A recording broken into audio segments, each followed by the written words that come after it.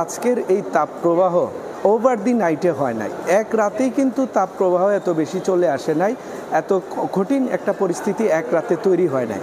এই পরিস্থিতি তৈরি হয়েছে কিন্তু আমরা যদি দেখি আগের 10-20 বছর থেকে ক্রমান্বয়ে কিন্তু আজকের এই পরিস্থিতিতে আমরা এসে দাঁড়িয়েছি। তার মানে এই ইস্যুটা নিয়ে, এই এনভায়রনমেন্ট নিয়ে, এই পরিস্থিতি নিয়ে যারা কাজ করতেন তারা যথাযথভাবে কাজ করতে ব্যর্থ হয়েছেন বিধায় আজকের এই তাপপ্রবাহের সৃষ্টি।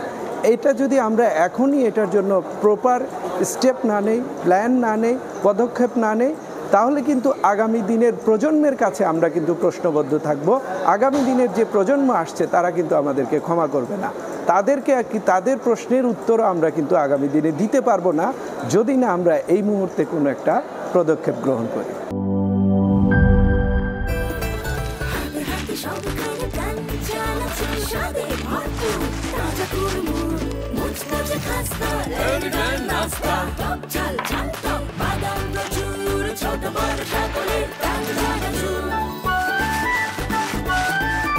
স্বাদে ভরপুর প্রাণ চানাচুর।